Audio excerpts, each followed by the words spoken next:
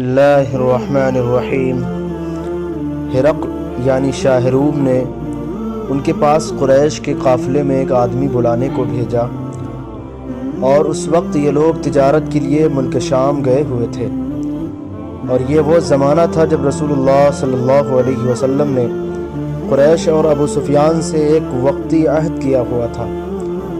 جب ابو سفیان اور دوسرے لوگ ہرقل کے پاس ایلیا پہنچے، جہاں ہرقل نے دربار طلب کیا تھا، اس کے گرد روم کے بڑے بڑے لوگ یعنی علماء، وزراء، امراء بیٹھے ہوئے تھے۔ ہرقل نے ان کو اور اپنے ترجمان کو بلوایا، پھر ان سے پوچھا کہ تم میں سے کون شخص مدعی رسالت کا زیادہ قریبی عزیز ہے؟ ابو سفیان کہتے ہیں کہ میں بول اٹھا کہ میں اس کا سب سے زیادہ قریبی رشتہ دار ہوں۔ یہ سن کر ہرقل نے حکم دیا کہ اس کو، ابو سفیان کو میرے قریب لا کر بٹھاؤ اور اس کے ساتھیوں کو اس کی پیٹھ کے پیچھے بٹھا دو۔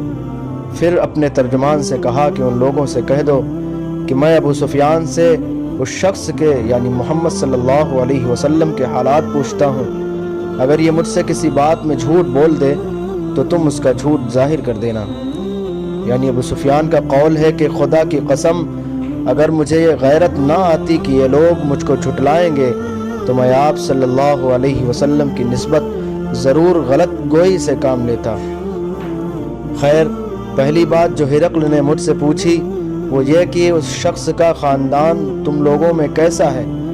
میں نے کہا وہ تو بڑے اونچے عالی نسب والے ہیں۔ کہنے لگا اس سے پہلے بھی کسی نے تم لوگوں میں ایسی بات کہی تھی؟ میں نے کہا نہیں۔ کہنے لگا اچھا، اس کے بڑوں میں کوئی بادشاہ ہوا ہے؟ میں نے کہا نہیں۔ پھر اس نے کہا بڑے لوگوں نے اس کی پیروی اختیار کی ہے یا کمزوری نے؟ میں نے کہا نہیں، کمزوروں نے۔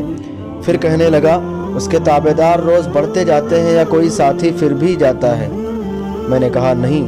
کہنے لگا کیا آپ نے اس دعوے نبوت سے پہلے کبھی کسی بھی موقع پر اس نے جھوٹ بولا ہے؟ میں نے کہا نہیں، اور اب ہماری اس سے صلح کی ایک مقررہ مدت ٹھہری ہوئی ہے، معلوم نہیں وہ اس میں کیا کرنے والا ہے۔ ابو سفیان کہتے ہیں میں اس بات کے سوا اور کوئی جھوٹ اس گفتگو میں شامل نہ کر سکا۔ ہرقل نے کہا کیا تمہاری اس سے کبھی لڑائی بھی ہوتی ہے؟ ہم نے کہا ہاں۔ بولا پھر تمہاری اور اس کی جنگ کا کیا حال ہوتا ہے؟ میں نے کہا لڑائی ڈول کی طرح ہے، کبھی وہ ہم سے میدان جنگ جیت لیتے ہیں اور کبھی ہم ان سے جیت لیتے ہیں۔ ہرقل نے پوچھا وہ تمہیں کس بات کا حکم دیتا ہے؟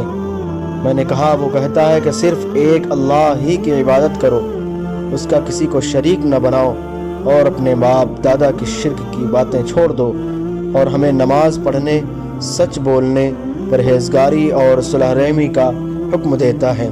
یہ سب سن کر پھر ہرقل نے اپنے ترجمان سے کہا کہ ابو سفیان سے کہہ دے کہ میں نے تم سے اس کا نسب پوچھا تو تم نے کہا کہ وہ ہم میں عالی نسب ہے، اور پیغمبر اپنی قوم میں عالی نسب ہی بھیجے جایا کرتے ہیں۔ میں نے تم سے پوچھا کہ دعویٰ نبوت کی یہ بات تمہارے اندر اس سے پہلے کسی اور نے بھی کہی تھی تو تم نے جواب دیا کہ نہیں۔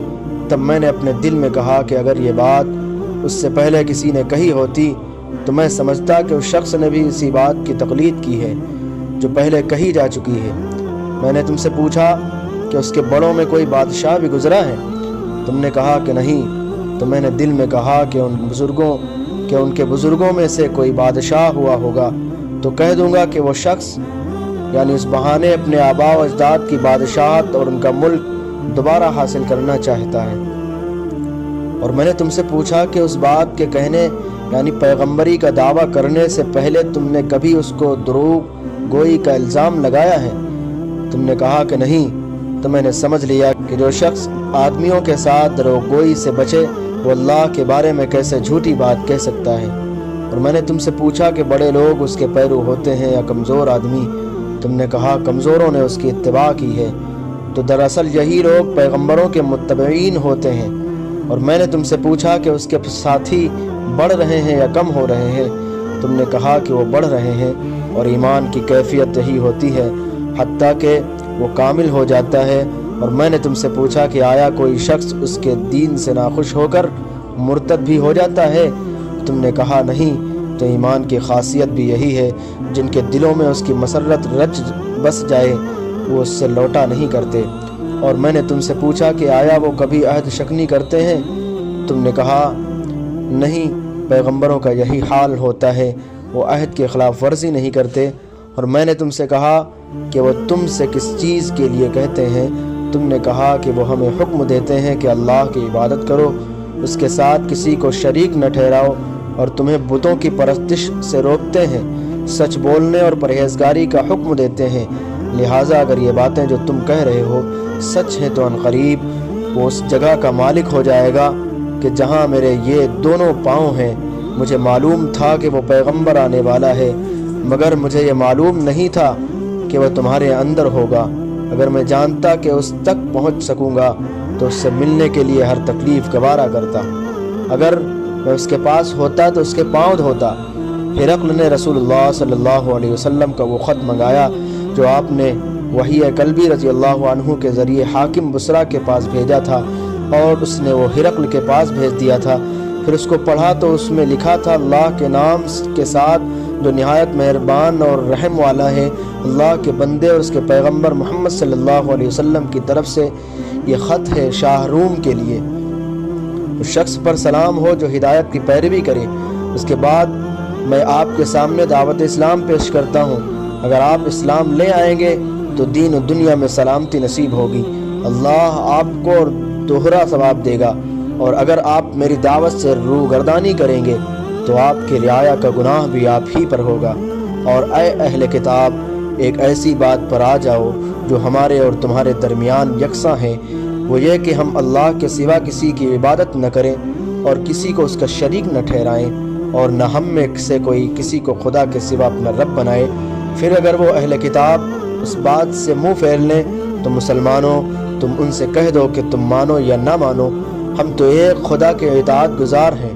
ابو سفیان کہتے ہیں، جب ہرقل نے جو کچھ کہنا تھا کہہ دیا اور خط پڑھ کر فارغ ہوا تو اس کے ارد گرد بہت شور و غوغا ہوا، بہت سی آوازیں اٹھیں اور ہمیں باہر نکال دیا گیا۔ تب میں نے اپنے ساتھیوں سے کہا کہ ابو کبشہ کے بیٹے حضرت صلی اللہ علیہ وسلم کا معاملہ تو بہت بڑھ گیا، دیکھو تو اس سے بنی اصفر یعنی روم کا بادشاہ بھی ڈرتا ہے۔ مجھے اس وقت سے اس بات کا یقین ہو گیا کہ حضور صلی اللہ علیہ وسلم عنقریب غالب ہو کر رہیں گے، حتیٰ کہ اللہ نے مجھے مسلمان کر دیا۔ راوی کا بیان ہے کہ ابن ناطور ایلیا کا حاکم ہرقل کا مصاحب اور شام کے نصارہ کا لاٹ پادری بیان کرتا تھا کہ ہرقل جب ایلیا آیا ایک دن صبح کو پریشان اٹھا تو اس کے درباریوں نے دریافت کیا کہ آج ہم آپ کی حالت بدلی ہوئی پاتے ہیں، کیا وجہ ہے؟ ابن ناطور کا بیان ہے کہ ہرقل نجومی تھا، علم نجوم میں وہ پوری مہارت رکھتا تھا۔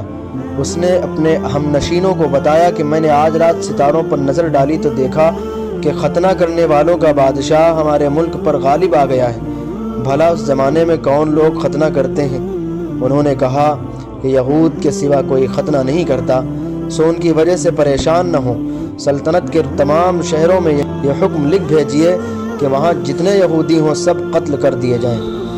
وہ لوگ انہی باتوں میں مشغول تھے۔ ہرقل کے پاس ایک آدمی لایا گیا جسے شاہ غسان نے بھیجا تھا۔ اس نے رسول اللہ صلی اللہ علیہ وسلم کے حالات بیان کیے۔ جب ہرقل نے سارے حالات سن لیے تو کہا کہ جا کر دیکھو وہ ختنہ کیے ہوئے ہے یا نہیں۔ انہوں نے اسے دیکھا تو بتلایا کہ وہ ختنہ کیا ہوا ہے۔ ہرقل نے جب اس شخص سے عرب کے بارے میں پوچھا تو اس نے بتلایا کہ وہ ختنہ کرتے ہیں۔ تب ہرقل نے کہا کہ یہی محمد صلی اللہ علیہ وسلم اس امت کے بادشاہ ہیں جو پیدا ہو چکے ہیں۔ پھر اس نے اپنے ایک دوست کو رومیہ خط لکھا، اور وہ بھی علم نجوم میں ہرقل کی طرح ماہر تھا۔ پھر وہاں سے ہرقل حمص چلا گیا۔ ابھی حمص سے نکلا نہیں تھا کہ اس کے دوست کا خط اس کے جواب میں آ گیا۔ اس کی رائے بھی حضور صلی اللہ علیہ وسلم کے ظہور کے بارے میں ہرقل کے موافق تھی کہ محمد صلی اللہ علیہ وسلم واقعی پیغمبر ہیں۔ اس کے بعد ہرقل نے روم کے بڑے آدمیوں کو اپنے حمص کے محل میں طلب کیا اور اس کے حکم سے محل کے دروازے بند کر لیے گئے۔ پھر وہ اپنے خاص محل سے باہر آیا اور کہا، اے روم والو، کیا ہدایت اور کامیابی میں کچھ حصہ تمہارے لیے بھی ہے؟ اگر تم اپنی سلطنت کی بقا چاہتے ہو تو پھر اس نبی صلی اللہ علیہ وسلم کی بیعت کر لو اور مسلمان ہو جاؤ۔ یہ سننا تھا کہ پھر وہ لوگ وحشی گدھوں کی طرح دروازوں کی طرف دوڑے مگر انہیں بند پایا۔ آخر جب ہرقل نے اس بات سے ان کی یہ نفرت دیکھی اور ان کے ایمان لانے سے مایوس ہو گیا تو کہنے لگا کہ ان لوگوں کو میرے پاس لاؤ جب وہ دوبارہ آئے۔ تو اس نے کہا میں نے جو بات کہی تھی اس سے تمہاری دینی پختگی کی آزمائش مقصود تھی، سو وہ میں نے دیکھ لی۔ تب یہ بات سن کر وہ سب کے سب اس کے سامنے سجدے میں گر پڑے اور اس سے خوش ہو گئے۔ بالآخر ہرقل کی آخری حالت یہ ہی رہی۔ ابو عبداللہ کہتے ہیں کہ اس حدیث کو صالح بن کیسان، یونس اور معمر نے بھی زہری سے روایت کیا ہے۔